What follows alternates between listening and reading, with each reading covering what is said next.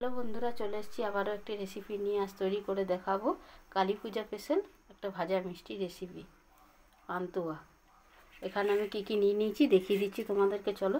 এখানে নিয়ে নিয়েছি ময়দা, এখানে সুজি, আর এখানে নিয়ে নিয়েছি পাউডার দুধ, আর এখানে নিয়েছি ডালডা, আর এখানে দিয়েছি 1 চিমটি খাবার সোডা, আর এখানে নিয়ে নিয়েছি ঘি, এখানে 2টো এলাচ নিয়ে নিয়েছি চাশনি বানাবার জন্য।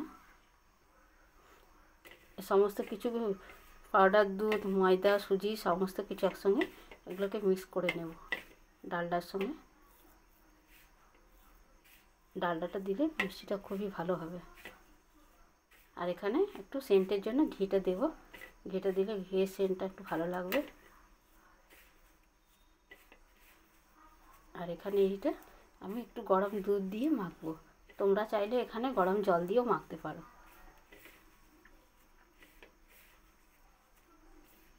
যেগুলো সমস্ত কিছু একসঙ্গে মিক্স করে নিচ্ছি। এখানে একটু ঘিটাও দিয়ে দিচ্ছি, তোমরা চাইলে শুধু ঘি দিয়েও বানাতে পারো, কিন্তু ডালডাটা দিলে একটু বেশি ভালো হয়।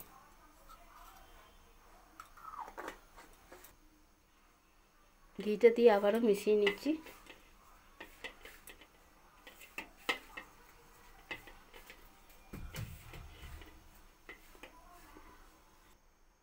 এই যে ঘিটা দিয়ে মিশিয়ে নিয়েছি, এবার গরম দুধ দিয়ে মেখে নেব। একসঙ্গে সব দুধ ঢেলে দেবে না, প্রথমে অল্প অল্প দেবে যতটা লাগছে। এটা একটু কাদা কাদা মতনই মাখাটা হবে, খুব শুকনো শুকনো হবে না।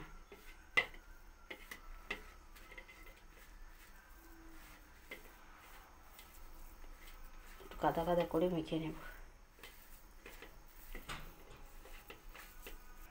এই যে এরকম আমি মেখে নিয়েছি, এটাই যে কিছুক্ষণের জন্য এরকম রেখে দেব। একটা ডোয়ের মতন বানিয়ে রেখে দেব। এখানে আমি চাশনিটা বসিয়ে দিচ্ছি ততক্ষণ।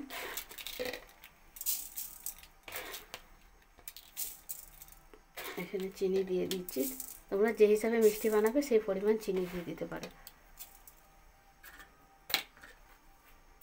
এরপর দিয়ে দেবো জল।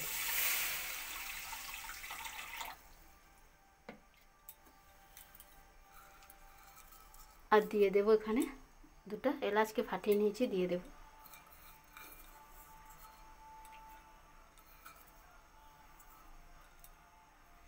এটা এই যে সেট হয়ে গেছে, এরপর আমি শেপ দিয়ে নেব।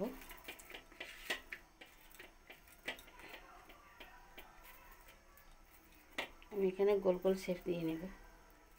দেখো এটা ঠিক শক্তও হয়নি, ঠিক নরমও না, এরকমভাবে বানিয়ে নেবে, তাহলে মিষ্টিগুলো একদম ভেতর তক নরম হবে।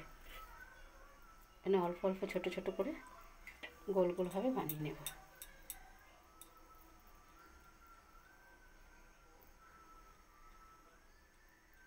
গোল গোল শেপ দিয়ে বানিয়ে নেব।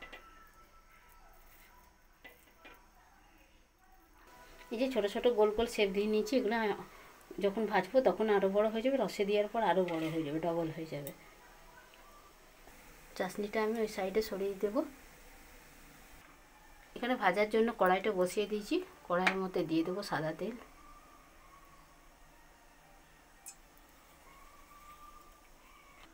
তেলটা হালকা গরম হয়েছে, খুব বেশি গরম করব না, হালকা গরমের মধ্যেই দিয়ে দেব।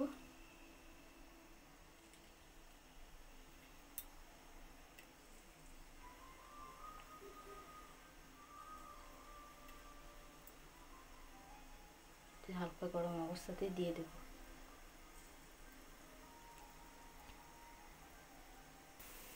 তেলটা একটু হালকা এমনি করে নাড়িয়ে নেব।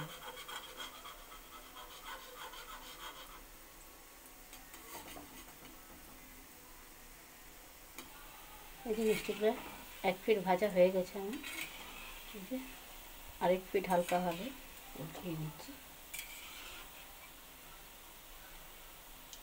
দেখো মিষ্টিগুলো এত খাস্তা হয়েছে যে নিজে নিজেই ফেটে যাচ্ছে।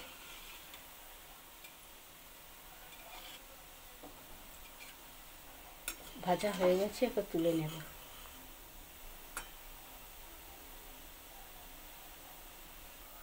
ভাজা হয়ে গেছে, তুলে নিচ্ছি। বাকিগুলো ভেজে নেব।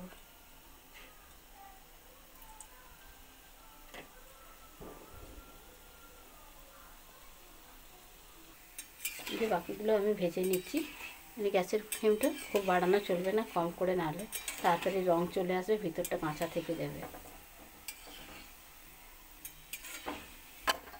বাকিগুলো আমি রসের মধ্যে ছেড়ে দেব। রসটা গরমই আছে, গ্যাসটা কমিয়ে রেখেছি।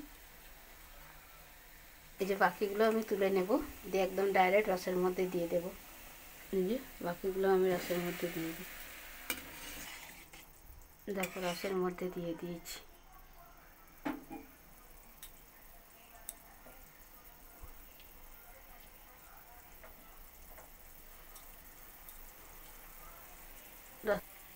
আর ফুটাবো না, গ্যাসটা ফের অফ করে দেব। ঠান্ডাতেই নিজেই ফুলে আরও ডাবল হয়ে যাবে। দেখো রসটা কেমন টেনে নিয়েছে। এই যে দেখো প্লেটে সার্ভ করে নিয়েছি, উপর থেকে একটু মাওয়া ছড়িয়ে দিয়েছি। এরপর একটা কেটে তোমাদেরকে দেখাবো। দেখো ভিতরটা কত নরম হয়েছে। এই যে দেখো, দেখছো একদম ভিতরটা একদম নরম সফট। এইভাবে তোমরা ভাইফোঁটার দিনে বাজার থেকে মিষ্টি না কিনে ভাইকে এইভাবে বানিয়ে খাওয়াবে, দেখবে স্বাদ দুর্দান্ত। ভাই আরও বেশি করে আশীর্বাদ করবে এভাবে যদি বোন মিষ্টি বানিয়ে খায়, বোন দিদি। ঠিক আছে, চলো রেসিপিটি ভালো লাগলে লাইক করবে, শেয়ার করবে। দেখো ভিতরটা একদম পুরো একদম সফট।